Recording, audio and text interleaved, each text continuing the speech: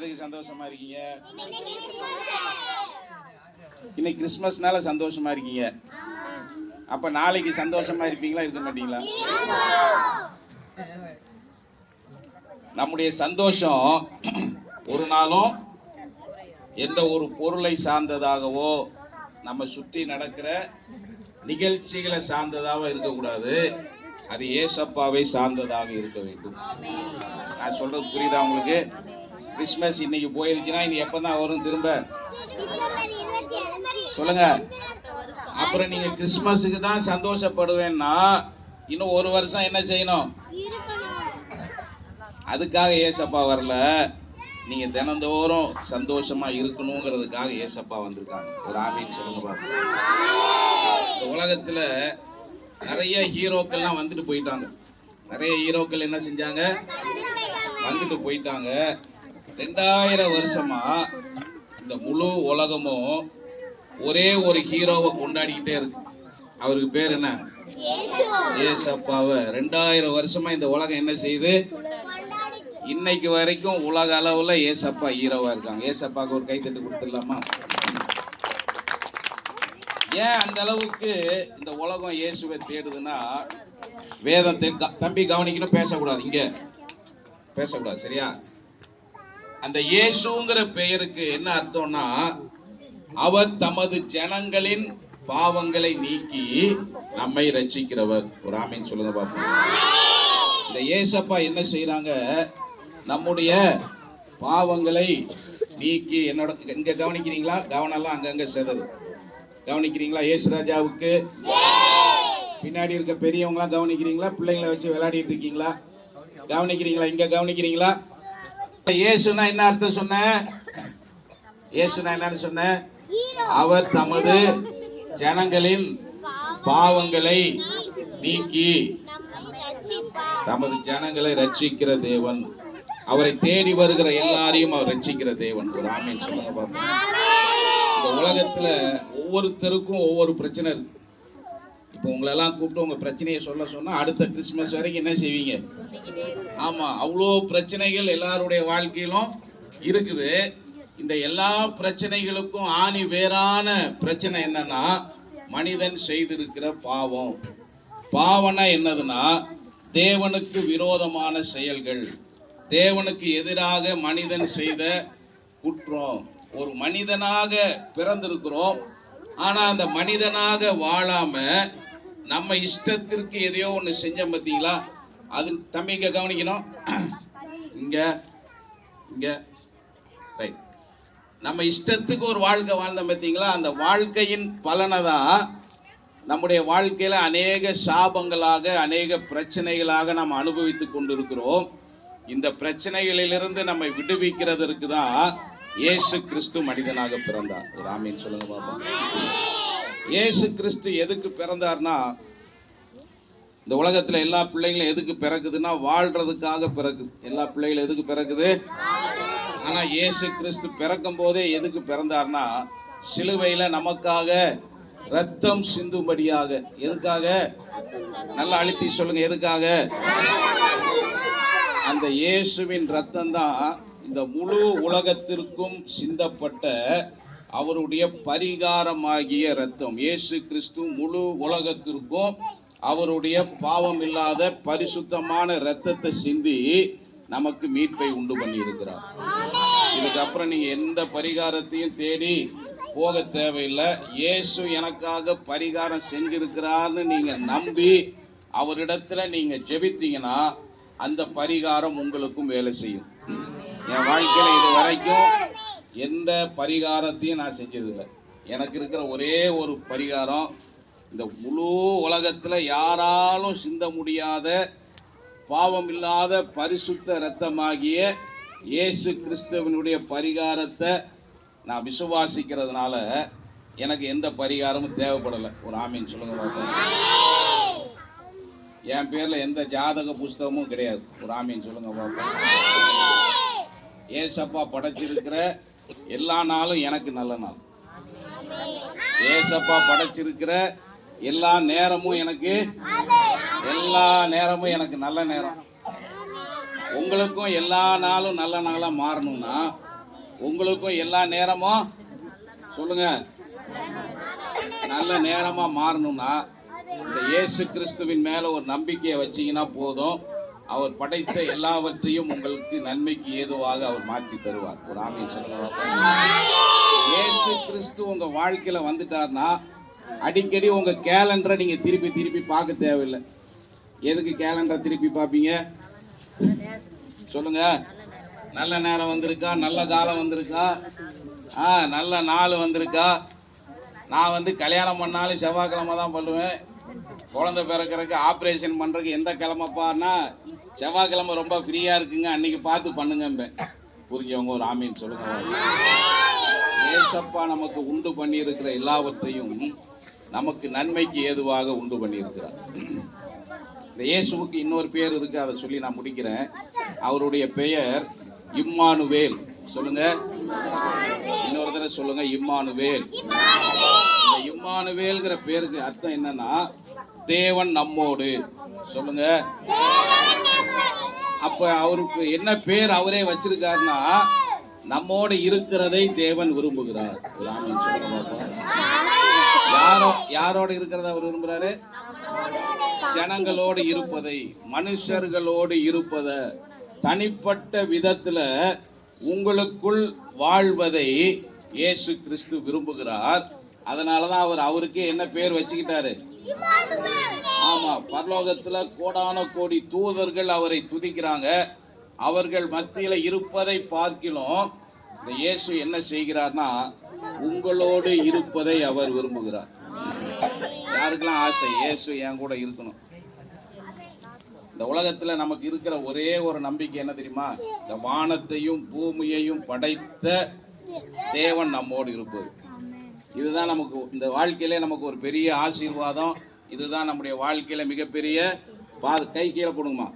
இந்த இயேசு சொல்றாரு, ஒரு நாளும் இவர் என்ன செய்ய மாட்டாரா, நம்மை விட்டு விலகாத தேவன், ஒரு நாளும் கைவிடாத தேவன். ஆபத்து காலத்தில் இவரை நோக்கி கூப்பிட்டீங்கன்னா இவர் உங்களுக்கு பதில் கொடுக்கிற தேவன்.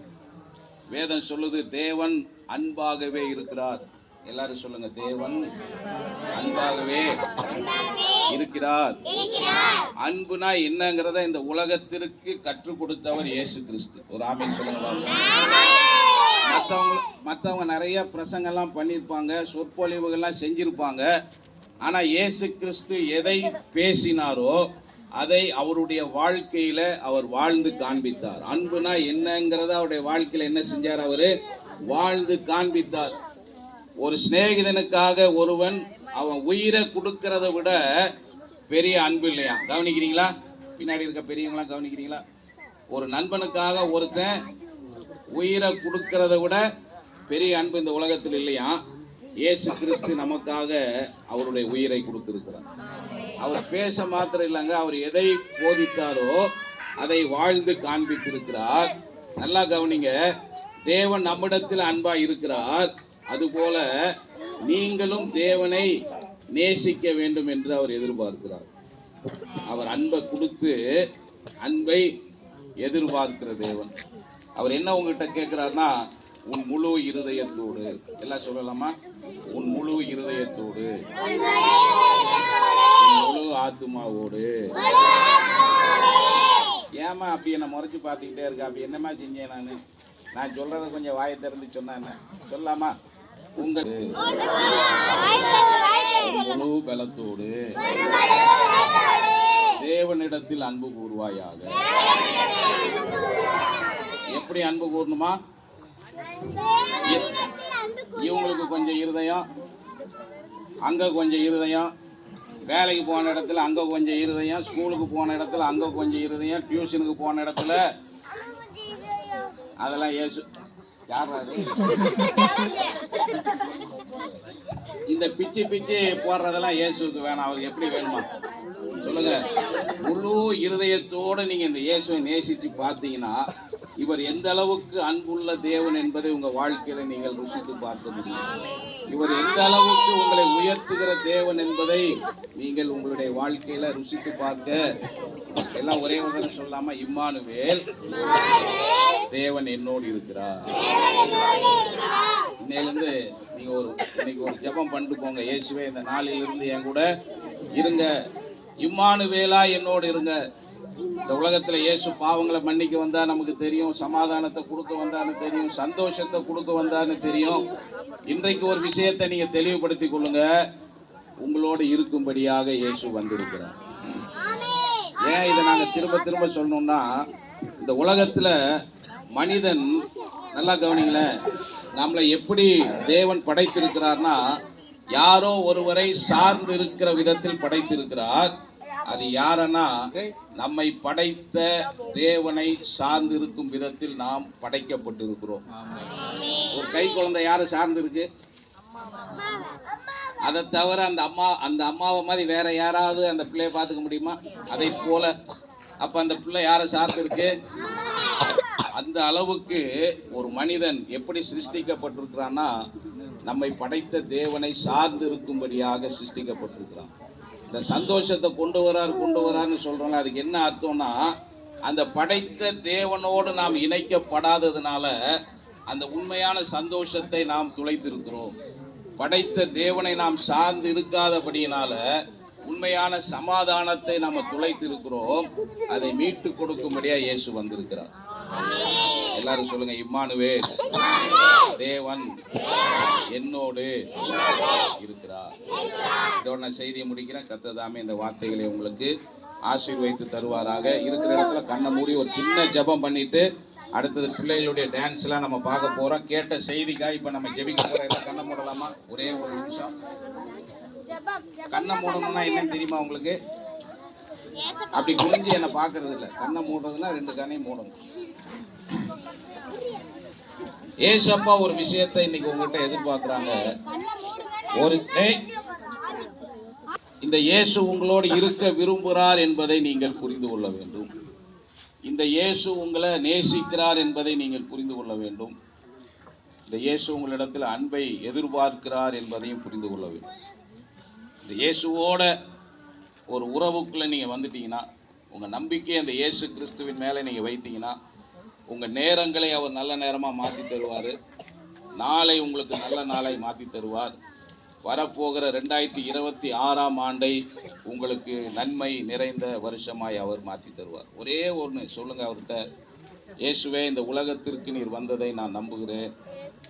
எனக்காக நீர் பரிகாரம் செய்ததை, சிலுவையில் ரத்தம் சிந்தினதை நான் நம்புகிறேன். இயேசுவே, இருதயத்தில் வந்து நீங்கள் வாசம் பண்ணுங்க. இயேசுவே, என்னோடு வந்து இருங்க. ஒரு சின்ன ஜெபம் சொல்லித்தரேன், என்னோடு சேர்ந்து சொல்லுங்க. அன்புள்ள இயேசுவே, உம்மை நேசிக்கிறேன். இயேசுவே, உம்மை நம்புகிறேன். எனக்காக நீர் ஒரு மனிதனாக இந்த உலகத்திற்கு வந்து பிறந்தீர். நீர் வாழ்ந்தீர். எனக்காக, என்னுடைய பாவங்களுக்காக சிலுவையில ரத்தம் சிந்தி மரித்தீர், அடக்கம் பண்ணப்பட்டீர். 3ஆம் நாளில உயிரோடு எழுந்தீர். இன்றைக்கும் நீர் உயிரோடு இருக்கிறீர். இயேசுவே, உம்மை முழு இருதயத்தோடு நான் நம்புகிறேன். என்னுடைய வாழ்க்கையில என்னோடு இருந்து என்னை ஆசீர்வதிங்க, என்னை வழி நடத்துங்க. என்னுடைய நேரங்களை, என்னுடைய காலங்களை நன்மையான நேரமாக, நன்மையான காலமாக மாற்றி என்னை ஆசீர்வதிங்க. என்னுடைய எல்லா துக்கத்தையும் சந்தோஷமாக மாற்றித்தாங்க. இயேசுவே, என்னுடைய இருதயத்தில் உமக்கு இடம் கொடுக்கிறேன். எனக்குள்ள வந்து வாசம் பண்ணுங்க. இயேசுவின் நாமத்தில் ஜெபிக்கிறேன் பிதாவே. ஆமென். அல்லேலூயா.